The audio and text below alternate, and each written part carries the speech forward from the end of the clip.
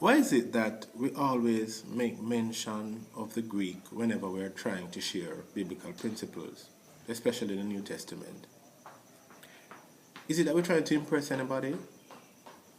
Is it that the Greek is so special that it has to be mentioned? What exactly is it about the Greek? Am I just a Greek geek? We look at that tonight inside the living room.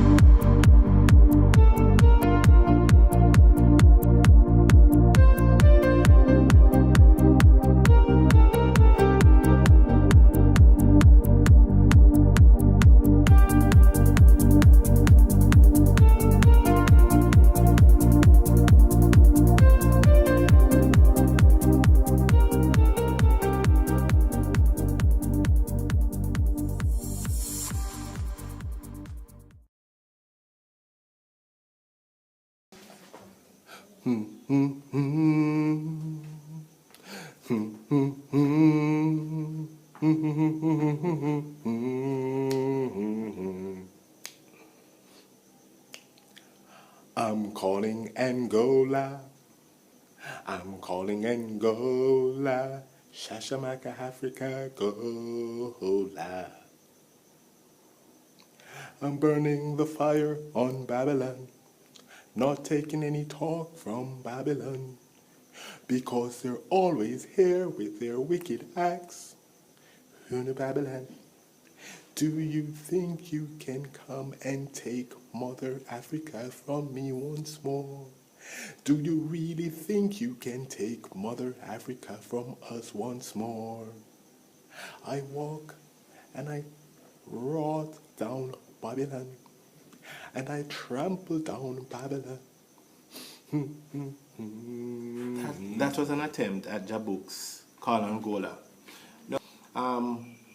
If you listen to the song in its original form versus the song, the translation, or the attempt to translate it in English, you find that you'll miss some important stress points, some important emphasis, some important contrast, some important things that, you might get a transliteration, or you might get the central theme, Call Angola, you're not going to take Africa from us again. But if you do understand the patois, the original, you're going to miss some important thing. You can't just read the thing word for word. Because the patois language has some nuances, have some stresses, have some contrast that is inherent in the language. And it's the same thing with the Greek Bible. When you read from the original language, you get some of the stresses, you get some of the nuances, you get some of the contrast, and that is why I love to appeal to the Greek, because the Greek helps me to see the thing a little clearer. Every passage of scripture has an original meaning, and we have to honor the original meaning before we can do any kind of application. We're going to look at an example in a few minutes.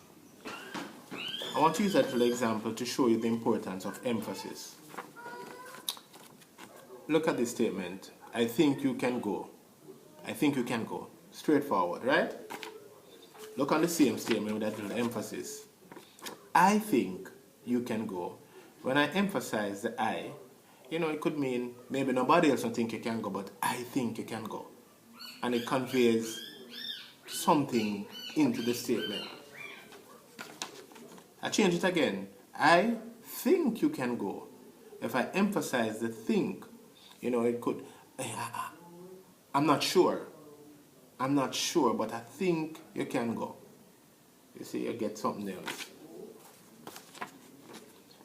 I think you can go.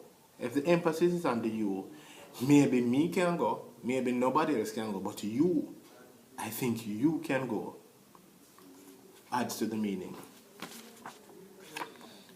I think you can. If I emphasize the can, maybe you think you can't, but you can do it. I think you can do it. It is possible, you can do it, because of the emphasis it adds to the statement. I think you can go. If the emphasis is on go, I don't want you to stay. Go. I think you can go. Go on. There is no option of you staying. Again, it adds to the meaning. All of you, pack your bags and go. When you have a sense of the original language and these kind of stresses and emphasis, it helps you in understanding and unearthing the meaning of the letters of Paul and some of the interactions between Jesus and the Pharisees and the disciples.